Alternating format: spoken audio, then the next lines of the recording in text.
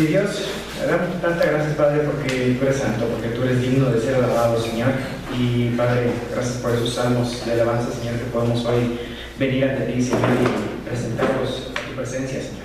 Damos gracias, mi Dios, porque si podemos cantarte y alabarte, es porque un día tú enviaste también a nuestro Salvador, Señor, a este mundo, a entregarse por nosotros, y hoy, mi Dios, por ello podemos alabarte. Te damos gracias porque podemos conocerte, porque podemos conocer la historia de Cristo y poder por ella ser transformados, también darla a conocer a otros. Oramos en el nombre de Cristo Jesús. Amén. Amén. Bueno, estamos estudiando con la ya sería hoy como el quinto estudio, si no me equivoco, puede ser que sea distinto, pero me parece que es el quinto, de lo que es la vida de Cristo. Y vamos a tomar un buen tiempo repasando desde el nacimiento. Hemos estado viendo acerca de quién es Cristo, cómo Él existía desde la eternidad. Hoy estamos entrando ya a lo que es la preparación para el nacimiento y la infancia también de Cristo. Y son temas que a veces uno no conoce mucho. Yo me he dado cuenta que hay gente que habla acerca del nacimiento de Cristo, de la infancia de Cristo, y luego hace, a veces, pues, muchas cosas uno las conoce por tradición. Una vez hacíamos preguntas acerca de cómo fue ese nacimiento, y en muchas cosas como que si Jesús, María y José, si María iba en el burrito y José iba caminando, cómo era, pues bueno, la Biblia no dice nada al respecto, o de otros detallitos ahí que son importantes irlos conociendo. Estábamos estudiando también el estudio pasado acerca de las genealogías, de cómo Cristo viene al mundo y cómo es su ascendencia, por ambos lados, tanto por el lado de María como por el lado de José, viene presentándose Cristo como descendiente de David. Entonces, por el lado de José es descendiente de David y por tanto tiene el derecho al trono, siendo José su padre, pero sabemos que José no era su padre, entonces también María era descendiente de David, y por tanto legalmente como físicamente él era digno o tenía el derecho al trono. Estudiamos, vamos a entrar un poco al tema de las anunciaciones. Hubo 3 anunciaciones. La primera anunciación fue la anunciación a Zacarías. Eso lo vimos en el estudio pasado.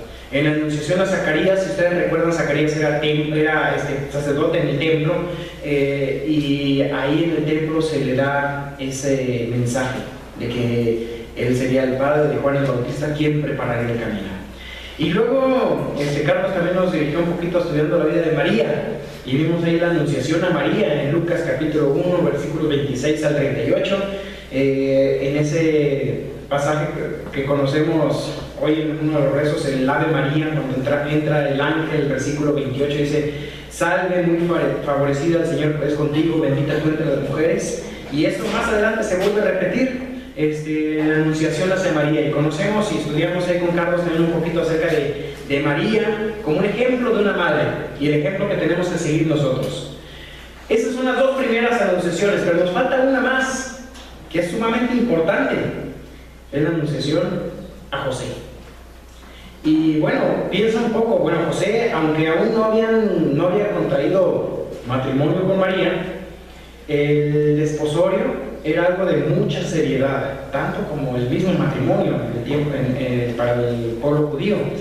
Separarse, cuando alguien era ya prometido, si nosotros vemos un poquito, María había sido antes prometida a José como esposa, pero aún no había tenido lugar la boda, así que ese desposorio, ese compromiso, era tan importante o mucho más importante que para nosotros el compromiso actual. Ese desposorio era tan importante como el matrimonio. Es decir, si alguien le había sido prometido o estaba comprometida con una mujer, con un hombre, la única manera de disolver ese compromiso era con un divorcio. O sea, tenían que disolver el compromiso con un divorcio. Ese era el valor que tenía. Así que, tomando eso en cuenta, la infidelidad de un comprometido o de un desposado era considerado como adulterio. y el adulterio lo castigaban con la muerte. Entonces, si te das cuenta aquí, María estaba embarazada. ¿Qué pensaría José? No era su hijo, él no tuvo nada que ver. Y María, debería ser señalada como fornicaria, y eso implicaría incluso el ser apedreada. Y fíjate en la situación en que se encuentra José. Ahora, a lo mejor viene María y le dice, no, es que fue obra del Espíritu Santo. Y pues será muy justa María y muy justo José, pero no sé si la historia de José la habría creído. No sé qué habría pasado ahí. ¿Qué podía hacer José? ¿Cuál era la posición de José en ese momento? Como era justo, fíjate, acompáñenme por favor a Mateo capítulo 1. Estamos leyendo un poquito, o estoy contando un poco la historia, pero vamos a leer Mateo capítulo 1 para darnos cuenta de esta situación. Entonces entendemos ya el valor de un desposorio para los tiempos bíblicos, para el tiempo de José y de María. Y dice Mateo capítulo 1 versículo 18, dice: el nacimiento de Jesucristo fue así. Estando desposada María, su madre, con José, antes de que se juntasen, es decir, ya el desposorio ya estaba efectuado, ya estaban unidos por compromiso y solamente se podían separar con divorcio. Antes de que se juntasen, fíjate que las bodas judías eran distintas, en muchos sentidos eran muy distintas a las bodas hoy en día. Se llevaba a cabo el desposorio, que era una ceremonia, pero aún no había llegado el momento de la boda. Son tan diferentes que, por ejemplo, una boda hoy en día, el novio está acá adelante, están los padrinos, las damas, entran las damas, pero ¿quién es el personaje más importante que están esperando todos? La novia. Entonces todo el mundo quiere voltear a ver a la novia. En el caso de la boda judía era un poco distinto. El novio era muy esperado también. Y era como que, en este caso, el paralelo, ya estudiaremos un día acerca de las bodas del Cordero y cómo Cristo es el novio y la iglesia es la novia. Y ahora es la iglesia la que está esperando la entrada del novio. Pero también hay mucha importancia en el vestido de la novia. Hoy en día el vestido de la novia es sumamente importante, ¿no? En tiempos bíblicos también lo era. Y el vestido de la novia, que es la iglesia, lo está efectuando, lo está preparando la misma iglesia. ¿Cómo? A través de la pureza de sus obras. El vestido de la novia representa justamente esa justicia. Una justicia que es impartida por Cristo, pero que también representa nuestras propias obras. Ahora, viendo aquí un poco, anticipando todo esto, que no me voy a meter mucho al tema de las bodas judías, o más bien a las bodas del Cordero. En la boda judía, entonces, viene el desposorio, después viene el momento de la consumación del matrimonio, donde ya se hace una fiesta que duraba durante un tiempo, y finalmente se unían ya en matrimonio viviendo juntos. ¿Cómo se encontraban entonces María y José? Estaban desposados, pero dice aquí en el versículo 18, aún no se habían juntado, aún no vivían juntos, no vivían como marido y mujer. Entonces, dice en el versículo 18 al final, se halló que había concebido del Espíritu Santo. No sé qué pasó ahí, si María le contó a José o qué fue lo que sucedió, pero se entera José que su prometida está embarazada. Así que, ¿qué es lo normal? Créanme que en ese tiempo, y tampoco hoy lo es, muy común que alguien esté embarazada por obra del Espíritu Santo. Aunque alguno todavía diga, no, pues fue obra del Espíritu Santo. No era común y no lo es. ¿Y sabes qué? José, su marido, versículo 19, como era justo y no quería infamarla, quiso dejarla secretamente. Vamos a pensar en la situación. ¿Cuál era la situación normal que tendría que haber pasado? Si el marido, fíjate que ya se le conoce como marido, versículo 19, José es su marido. Si el marido se entera de que su prometida está embarazada, ¿qué tendría que él hacer? En primer lugar, iniciar el trámite de divorcio. ¿Y cómo queda en este caso la mujer? queda expuesta como fornicaria. Y ante la posibilidad aún de que la lleguen a juzgar y a apedrear. Esa era la situación de María. Pero José era justo y no quería infamarla. Así que, ¿qué quiso hacer? Dejarla secretamente. Ahora, José no podía él sencillamente recibirla porque el bebé no era de él. Así que era justo pero no menso. Y no iba a recibir a una mujer embarazada que no era su hijo. Entonces, él pensó en hacer algo, él elaboró su propio plan, dejarla secretamente. ¿Por qué? Porque no quería infamarla. Si él sencillamente la abandonaba secretamente, ¿quién iba a ser el culpable del embarazo de María? Él. Entonces, ante la sociedad de ese entonces, ¿qué iba a pasar aquí? Pues este tipo la embarazó antes de tiempo, cuando todavía no se había efectuado la consumación del matrimonio, y ahora huyó. Entonces, no quería infamarla a María, y él carga la culpa al elaborar su plan. Ese pudo haber sido el plan de José, y dice que quiso dejarla secretamente. Pensando en esto, he aquí un ángel del Señor le apareció en sueños y le dijo: José, hijo de David, no temas recibir a María tu mujer, porque lo que en ella es engendrado del Espíritu Santo es. Y dará a luz un hijo, y llamará su nombre Jesús, porque él salvará a su pueblo de sus pecados. Todo esto aconteció para que se cumpliese lo dicho por el Señor por medio del profeta, cuando dijo: he aquí una virgen concebirá y dará a luz un hijo, y llamará su nombre Emmanuel, que traducido es Dios con nosotros. Y despertando José del sueño, hizo como el ángel del Señor le había mandado, y recibió a su mujer, pero no la conoció hasta que dio a luz a su hijo primogénito y le puso por nombre Jesús. Fíjense que estudiábamos un poquito el caso de María, y nos contaba Carlos también ahí algunas cualidades de María, cómo ella recibe esta noticia. Recibió, ahí lo leemos en Lucas, cuando viene y le habla el ángel y le dice, versículo 31 de Lucas 1, concebirás en tu vientre y darás a luz un hijo y llamarás su nombre Jesús. Y en el versículo, finalmente en el versículo 38 dice: María, he aquí la sierva del Señor, hágase conmigo conforme a tu palabra. Y el ángel se fue de su presencia. María, ¿cuál fue la actitud de ella? Aceptó la voluntad de Dios. Hoy en día está tan de moda el hecho de que la mujer demande sus derechos sobre su propio cuerpo, ¿no? O sea, ¿dónde están ahí los dichos? María no dijo así, my body, my choice, mi cuerpo, mi decisión. Eso sería lo natural que hoy en día se presenta, ¿no? O sea, que tienes derechos sobre tu propio cuerpo. Pero en este caso María reconoció que quien tenía derechos sobre su cuerpo era Dios. Nuestro cuerpo le pertenece a Dios. Cuando nosotros estudiamos un poquito el tema de nuestros cuerpos, entendemos que Dios quiere santidad. Santidad no nada más en nuestra alma. Él pagó por nuestra purificación de nuestros pecados, pero también por una vida en santidad. Ese va a ser el tema que vamos a estar tocando en este punto.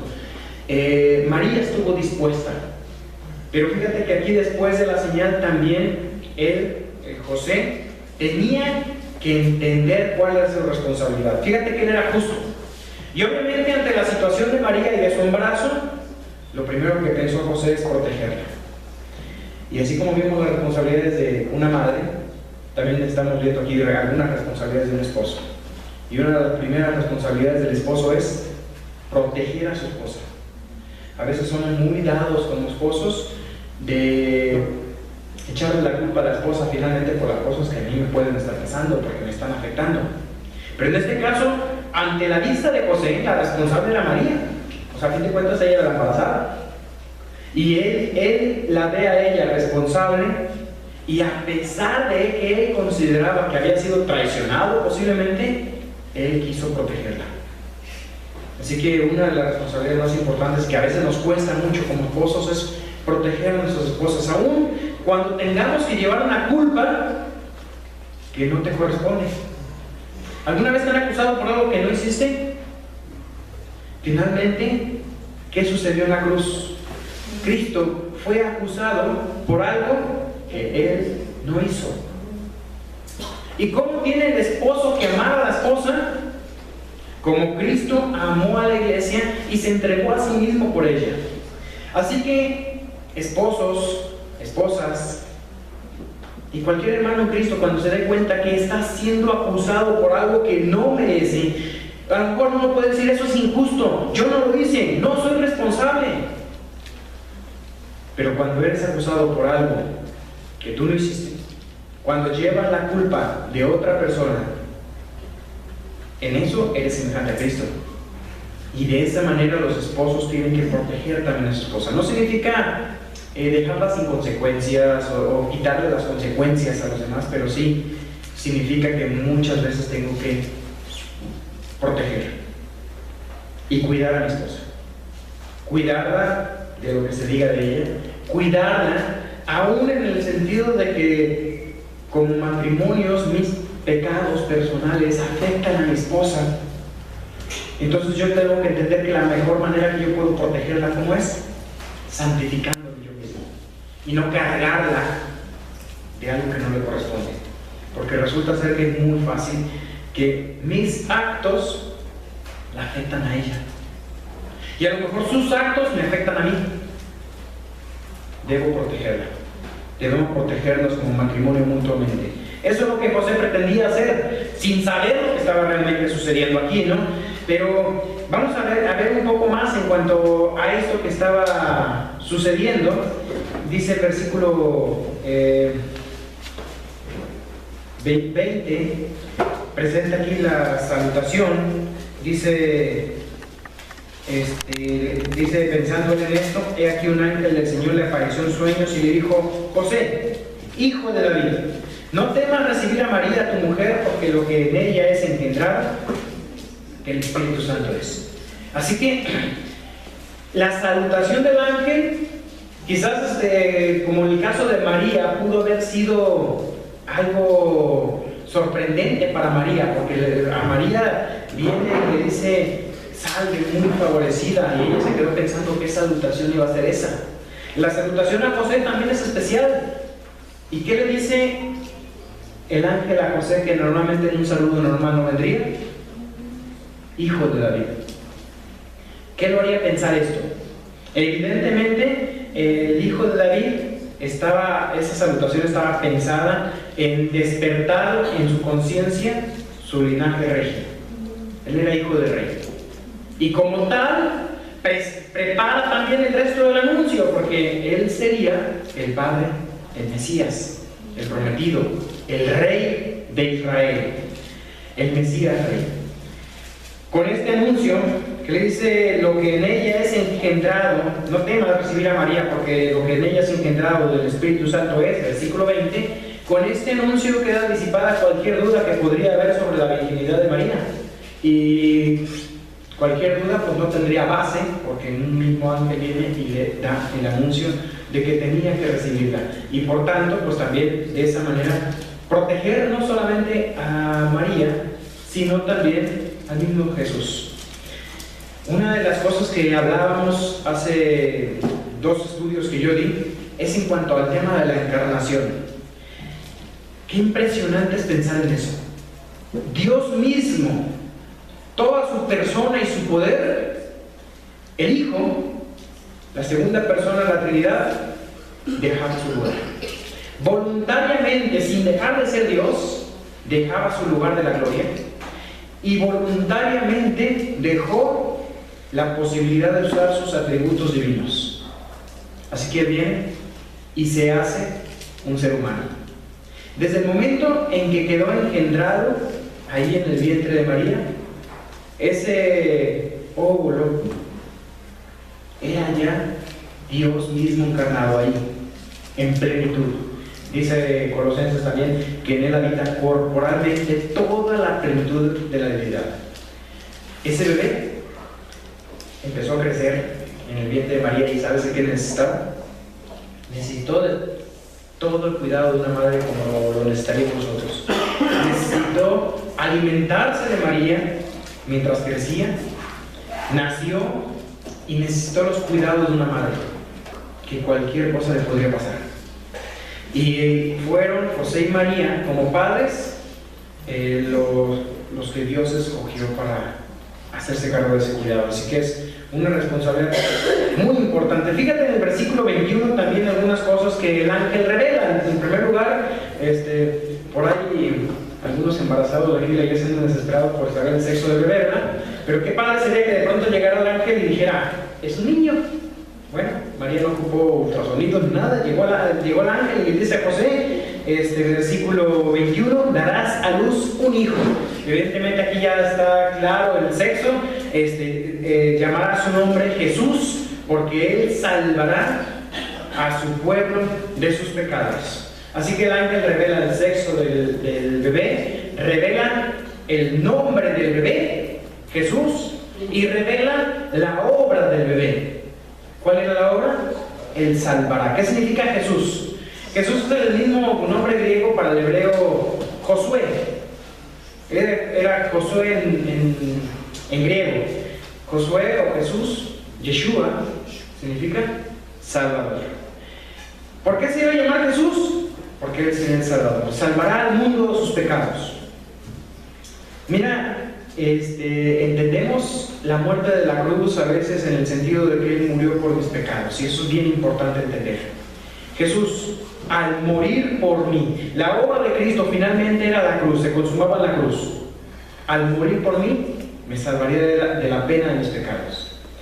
Es verdad que sabemos la historia, ¿no? Jesús vino a revelar al Padre, tuvo enseñanzas. Las enseñanzas de Jesús en la Biblia son tremendamente importantes. Hizo milagros que respaldaban su poder. Sanó enfermos, resucitó muertos. ¿Esos milagros fueron importantes? Sí, lo fueron. Pero en orden de importancia, fíjate, ¿qué es lo que trasciende hasta hoy en día? Los milagros verificaron quién era Jesús. Hoy en día, nosotros que estamos siguiendo la obra de Jesús, siguiendo sus pasos y siendo sus mensajeros, no vamos por el mundo haciendo milagros. A lo mejor hacemos brigadas médicas si quisiéramos ir a hacer una brigada de sanidades, pero no es lo que estamos haciendo. ¿Por qué? Porque no es la forma. No es la forma en que Dios nos dejó hoy la tarea de llevar el Evangelio. Tenemos que imitar el mensaje del Señor Jesús, y cuando vamos en la brigada médica, el puente, digamos, que podemos usar entre que llega un paciente adolorido y aquejado por su enfermedad, se le atiende. El puente entre la atención médica y el Evangelio que hemos estado utilizando ahí en las brigadas es, bueno, somos cristianos, como cristianos estamos tratando de imitar el ejemplo de Cristo. Él iba hacia sanidades, pero bueno, nosotros no podemos sanar enfermos como lo hacía Jesús. Entonces, ¿cómo lo hacemos? A través de una atención médica. Pero ¿qué era más importante lo que Jesús hacía? ¿Sus sanidades o su mensaje? ¿Qué era más importante? ¿Era más importante sanar enfermos o llevar un mensaje? Él trajo muchas enseñanzas de las cosas celestiales. Pues claro, sus señales apuntaban a que el mensaje era verdadero. Pero ¿sabes qué era lo más importante? La obra más importante de Jesús no fueron sus milagros. Lo más importante aún no fueron sus enseñanzas, las cuales son tremendamente importantes y vamos a estar estudiándolas. Cambian nuestra vida, pero todo comienza con lo que fue a hacer finalmente. La obra de Cristo la consuma en la cruz. Dice aquí que Él vendría a salvar al mundo de sus pecados. Así que Romanos 3:23 resume mucho de lo que el Antiguo Testamento nos viene enseñando.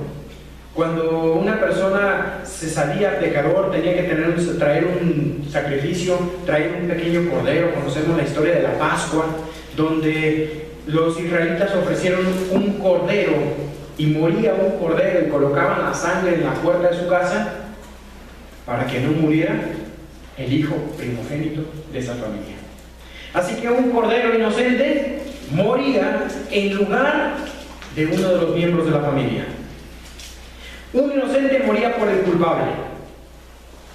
Cuando Juan el Bautista vio a Cristo, él dijo: he aquí el Cordero de Dios que quita el pecado del mundo. Un inocente vendría a morir por el culpable, porque, como decía Romanos 3:23, dice: la paga del pecado es la muerte. Lo que yo me he merecido por mi pecado era la muerte. Así que, en primer lugar, la cruz implica que Cristo cargó la pena de mis pecados. ¿Quién debía morir? Yo.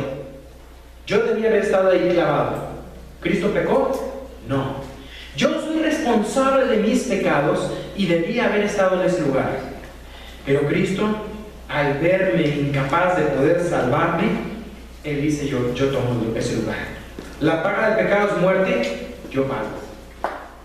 Así que desde este momento, y como ya lo estudiamos, desde antes de la fundación del mundo, Cristo ya había sido destinado como un cordero inmolado desde antes de la fundación del mundo por nuestros pecados. Cristo viene al mundo, como dice esta profecía aquí, para salvar al mundo de sus pecados. Primero, de la pena del pecado. La paga del pecado es muerte. Él en la cruz venció o cargó la pena del pecado. En la tumba vence la muerte y resucita. Nuestro pecado quedó pagado. Clavados en la cruz, sepultados en la tumba, y resucita Él sin pecado. Pero aún la obra continúa. ¿El pecado se acabó? ¿En tu vida se acabó el pecado? No. Juan capítulo 8, versículos 34 al 36, si quieren buscarlos, acompáñenme. Juan 8, 34 al 36. Jesús está aquí hablando con los judíos religiosos de la época, los cuales ellos se sentían bastante justos, eran para personas morales. Juan 8, 34 al 36. Eran personas morales, ellos no tenían ningún tipo de pecados escandalosos, se consideraban justos. Pero luego viene Jesús y le dice, Jesús le respondió aquí, versículo 34, de cierto os digo, que todo aquel que hace pecado, esclavo es del pecado. La conversación en los versículos anteriores era que ellos decían: no, es que nosotros no somos esclavos, somos libres. Pero si tú estás pecando, esclavo eres del pecado. Ahora, fíjate lo que dice aquí: el esclavo no queda en casa para siempre, el hijo sí queda para siempre. Así que, si el hijo os libertare, seréis verdaderamente libres. Cristo vino a pagar la pena del pecado en la cruz, porque la paga del pecado es muerte. Pero Cristo vino también a liberarte de los pecados que todavía puede ser que estén dominando tu vida. Es verdad que yo tengo que arrepentirme de mis pecados, tengo que reconocer que soy pecador. Y reconociéndome pecador, darme cuenta que solo lo que Cristo hizo en la cruz me puede salvar. He creído en Cristo, le acepto como mi salvador personal, y dice la Biblia: el que tiene al Hijo tiene la vida. Una vez de que tengo la vida, sé yo lo que pasará conmigo el día que tenga que partir a la presencia del Señor. Sé yo que no es que tendré vida eterna el día que yo muera. Yo tengo vida eterna ya. Es lo que la Biblia lo dice. Empezamos a disfrutar de esa nueva etapa de relación con Dios, una relación de padre e hijo, porque antes mi relación no era padre e hijo, era creador, criatura. Todos somos criaturas de Dios, pero cuando acepto a Cristo, entonces Él me hace un hijo. A todos los que le recibieron, a los que creen en su nombre, les dio la potestad, les dio el derecho legal de ser hechos hijos de Dios. Juan capítulo 1, versículo 12. Somos transformados en hijos de Dios. Y aquí lo decía: el hijo se queda en casa para siempre. Por eso, la obra de Cristo en la cruz no solamente es para pagar la pena del pecado. Fíjate, desde antes de que naciese, ya estaba apuntando el ángel hacia la cruz. Él salvará al mundo de sus pecados. Y Él salvará implica la pena, pero en segundo lugar estamos estudiando que Él salva de que el poder del pecado. ¿Sí? Primero, te salva de la pena del pecado. En segundo lugar, te salva del poder del pecado. ¿Cuál poder? El que tiene en tu vida. Un pecado que no has podido abandonar, que no has podido dejar. Ahora pregunto, ¿cómo es que Cristo me salvó de la pena del pecado, del infierno, de la condenación? ¿Por obras? No. Era imposible que mis obras me quitaran la pena del pecado. Soy culpable. Al contrario, mis obras demuestran que soy culpable. Mis obras no me salvaban. Entonces Dios, en su gracia, envía a Cristo a morir por mí y me quita la pena del pecado, por su gracia. ¿Cómo hago mío esa gracia? ¿Cómo la hago mío? ¿Cómo la aplico a mi vida? Por fe. ¿La salvación es por fe? No, la salvación es por gracia, por medio de la fe. La gracia Dios la mostró al entregar a su Hijo. La fe es la forma en que yo tomo su sangre y la aplico en la puerta de mi corazón, como el mismo judío aplicaba la sangre del cordero en la puerta de esa casa. Y entonces obtuve la salvación. Pero también día a día tengo que tener una salvación ¿de qué? Del poder del pecado. Y así como esa salvación inicial que me da la esperanza de la vida eterna es por gracia, por medio de la fe, ¿cómo vas a vencer tu pecado de hoy? Ese pecado que domina tu vida. Si elijo liberar o libertar, seréis verdaderamente libres. ¿Lo harás por obras? No. ¿Cómo es la santificación? Por gracia, por medio de la fe. Y esa gracia apropiada por la fe se refleja en obras. Y entonces se transforma en una santificación real en mi vida. Mira, muchas veces comenzamos la vida cristiana por gracia, por medio de la fe, pero la terminamos por obras. Y terminamos tratando de esforzarnos y dejo de lado la obra de Dios santificando mi vida. Dios me pide que me esfuerce, sí, pero no aparte de su gracia.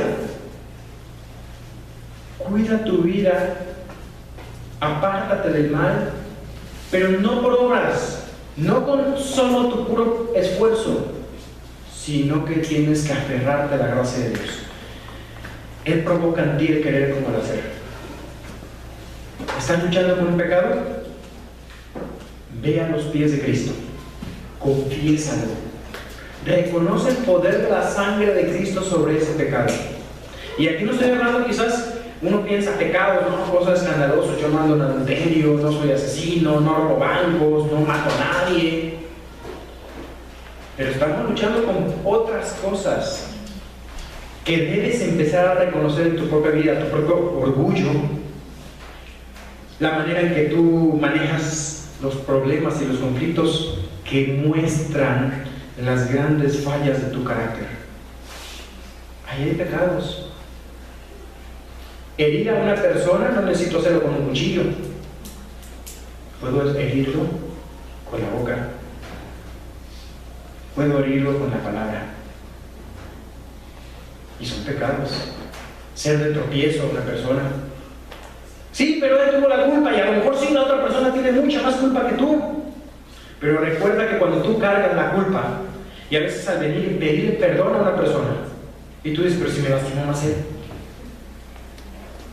Cuando yo vengo y pido perdón a una persona y cargo la culpa de la otra persona, soy semejante a Cristo en eso. Así que no tengo que estar reclamando justicia, porque eso lo único que evidencia es mi propio orgullo. Y esos son los pecados con los cuales más luchamos hoy en día. Luchamos con nuestro orgullo, con nuestro egoísmo, con la satisfacción de mis necesidades. Y quiero yo ser el centro de atención, robándole la misma gloria a Dios, cuando yo creo que yo soy más importante que la otra persona. Haya pues en vosotros ese mismo sentir que hubo en Cristo Jesús, el cual, siendo en forma de Dios, no estimó el ser igual a Dios como cosa que aferrarse, sino que se despojó a sí mismo, haciéndose obediente hasta la muerte y muerte de cruz. Él, dice, se estimó menor a nosotros. Siendo en forma de Dios, no dijo soy como Dios, merezco la honra, merezco ser servido. ¿Cristo vino a ser servido? Vino a servir. Y Cristo, el Hijo de Dios, Dios mismo encarnado, vino y le lavó los mugrosos pies a Pedro, aquel que le negaría después. Y después de la negación, Cristo buscó a Pedro y se encontró con él. Pedro, ¿me amas? 3 veces le preguntó. Como las 3 negaciones. Sí, Señor, tú sabes que te quiero. No se atrevió a responder, ¿me amas? Sí, te amo, Señor. A la tercera vez, Pedro, entristecido porque la tercera vez le dice, Pedro, ¿me quieres? Le repite el Señor por tercera vez también, apacienta mis ovejas.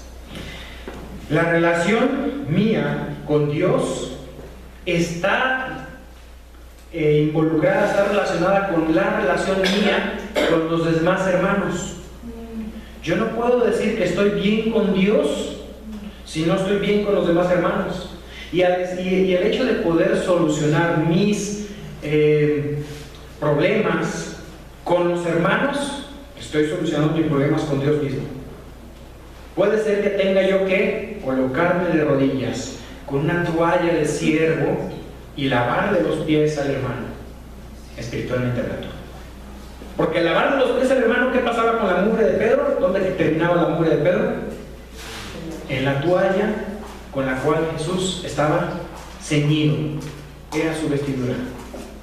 Así que, repasando un poco todo esto, Cristo viene primero a quitar la pena del pecado. Él salvará al mundo de sus pecados. En segundo lugar, a quitar el poder, a liberarnos del poder del pecado, el poder que me esclaviza, que me destruye, que me evita tener relación libre con Dios y con los hermanos. Así que primero, la pena del pecado la relacionamos con salvación. La segunda, el poder del pecado la relacionamos con santificación. Pero aún nos queda una más. Cristo viene a salvar al mundo de sus pecados, en el sentido de que Él pagó la pena, el poder, pero también nos salvará de la misma presencia del pecado. Nos quitará los pecados para siempre. Un día no habrá más pecado en nosotros. Ese todavía es un tiempo futuro de la salvación. El primer tiempo de la salvación podríamos hablar que es un tiempo pasado. ¿Cuándo quitó Dios este tiempo pasado del poder del pecado en mi vida? Cuando muere por mí y yo creo y aplico la sangre en mi vida para ser salvo. Yo podría hablar de un momento en el cual yo conocí a Cristo como mi Salvador.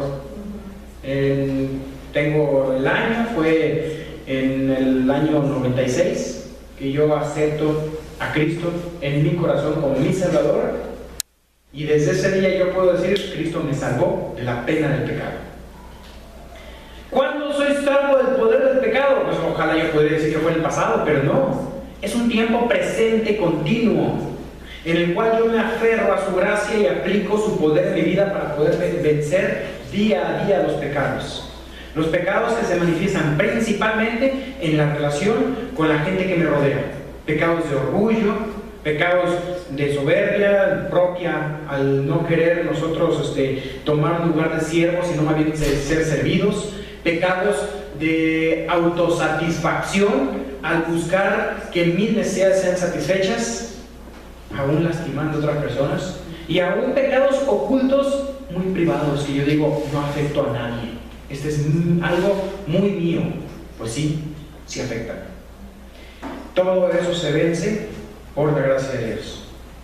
En un día, a un futuro, vendrá el tercer tiempo de la salvación, que lo conocemos como la glorificación.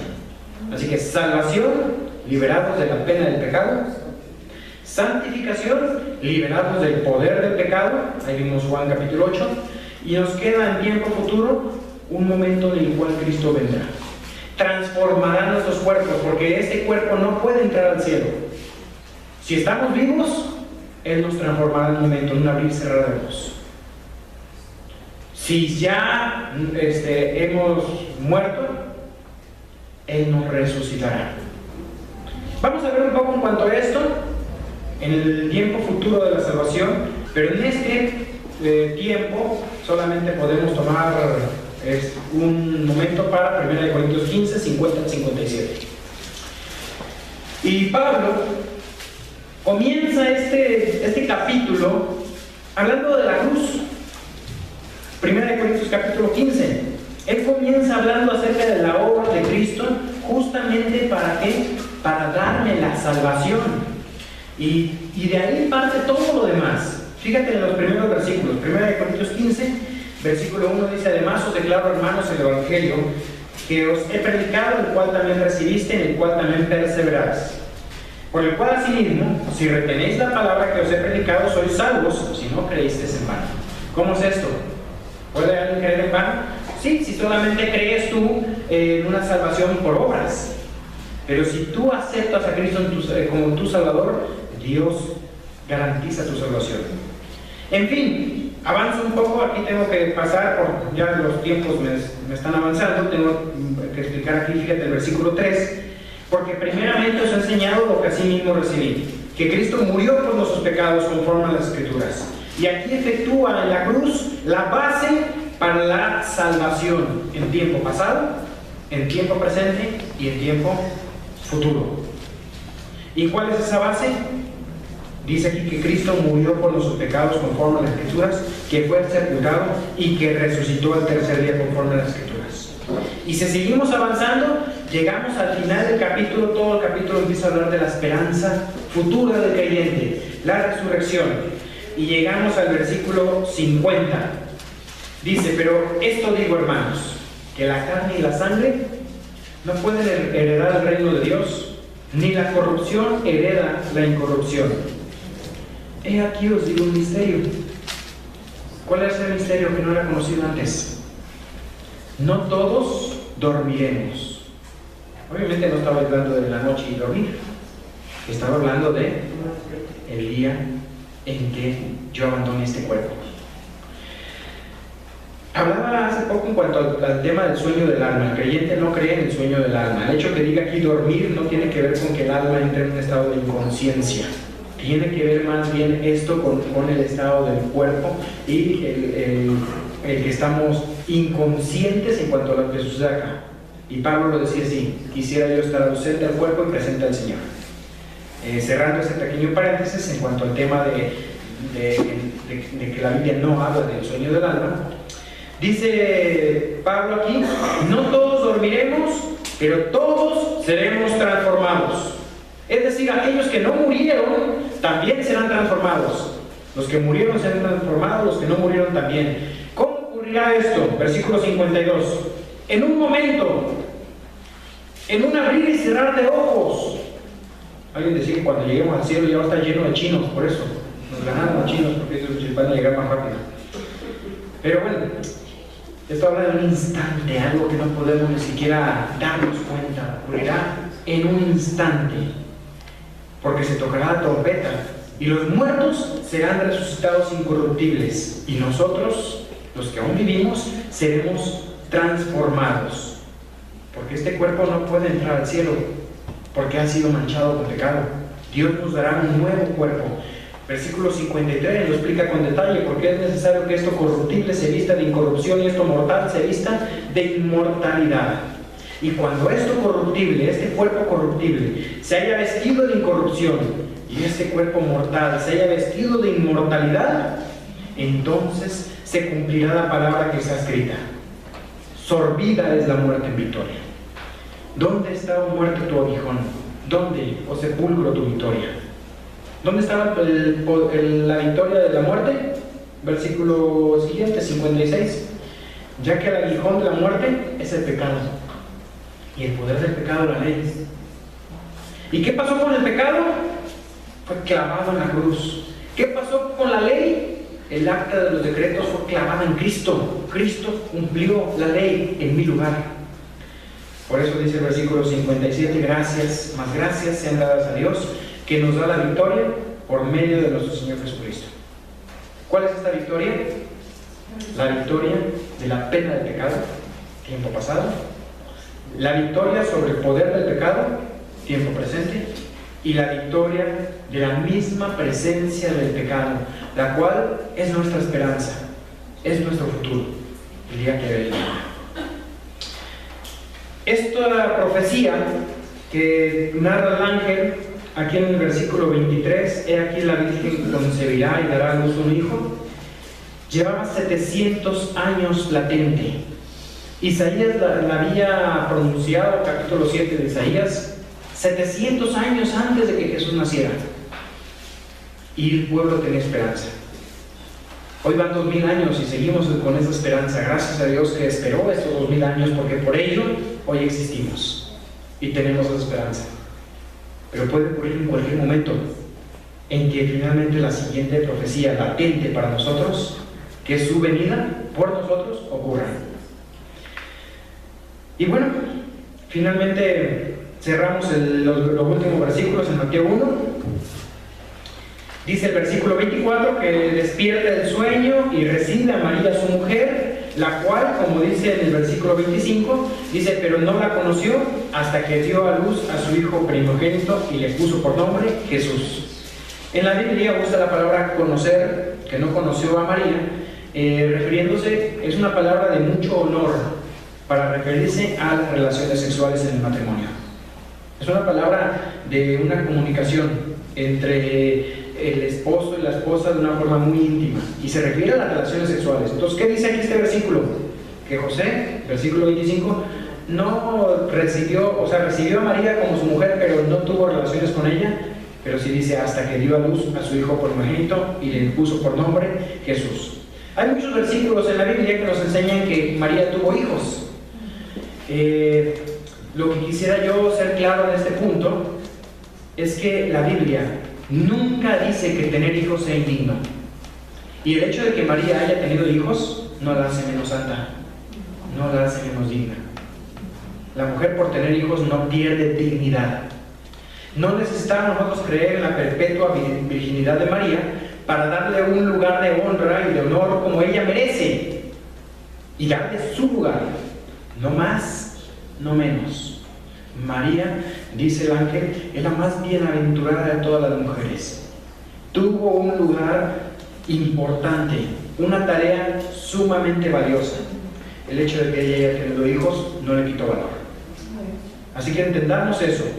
Pasajes, tengo aquí muchos, donde dice que María tuvo hijos con José. Mateo 12:46, por ejemplo, me movió toda acá un segundo. Mateo 12:46. Mateo 12:46 dice que su madre y sus hermanos estaban afuera y le querían hablar. Muy parecido el caso de Marcos también, Marcos 3:31, es la misma historia contada por Marcos. Mateo 13:55, cuando Jesús viene a su tierra, a Nazaret, los de Nazaret empezaron a decir, ¿de dónde tiene él estos milagros? Porque lo conocemos, no es el hijo del carpintero, no es su madre María y sus hermanos Jacobo, José, Simón y Judas. Obviamente no Judas el Iscariote, él no era hermano en carne de Jesús, pero él tuvo dos hermanos. Dije Mateo 12:46, está Mateo 13:55 y 56, en Marcos 3:31, en Marcos 6:3, en Juan 7:3, en Juan 7:5, en Hechos 1:14, en 1 Corintios 9:5 y en Gálatas 1:19. Todos esos pasajes hablan de los hermanos de Jesús y hermanos en carne. Así que nunca tener hijos te quita dignidad o te quita santificación. Salmo 127:3 dice, he aquí, herencia de Jehová son los hijos, cosa de estima el fruto del vientre. De hecho, en el tiempo judío tener hijos era una bendición de Dios. Hoy en día tener hijos es una bendición de Dios.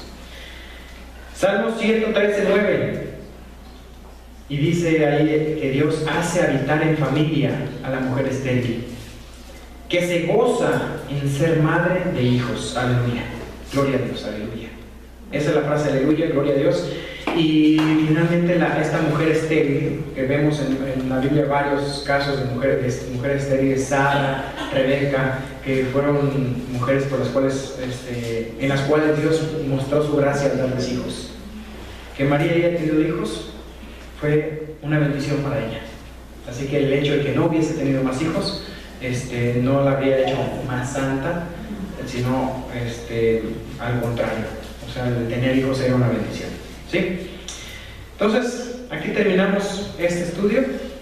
Recordemos los 3 puntos que vimos en cuanto a Él salvará al pueblo de sus pecados. Él nos salvó de la pena del pecado, tiempo pasado, salvación.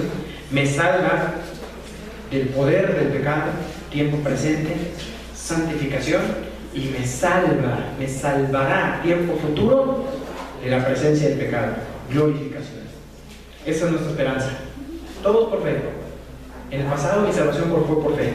En el presente mis santificaciones también a través de la fe, por gracia a través de la fe.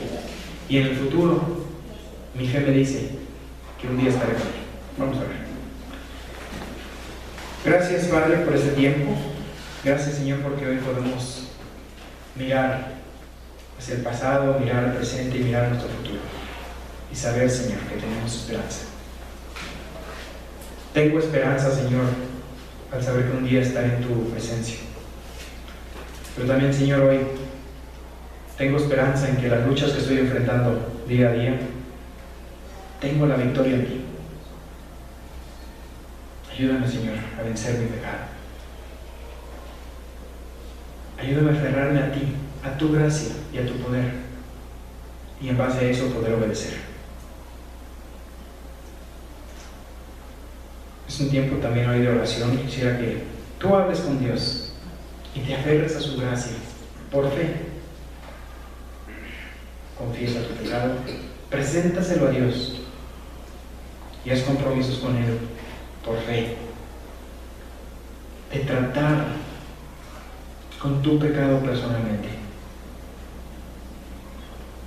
Restaura la relación con Dios. Restaura la relación, si lo necesitas hacer, con cualquier hermano. Porque un día estaremos en el cielo con Él, con Dios, y estaremos en unidad. Hoy tenemos que reflejar esa unidad. Ora a Dios.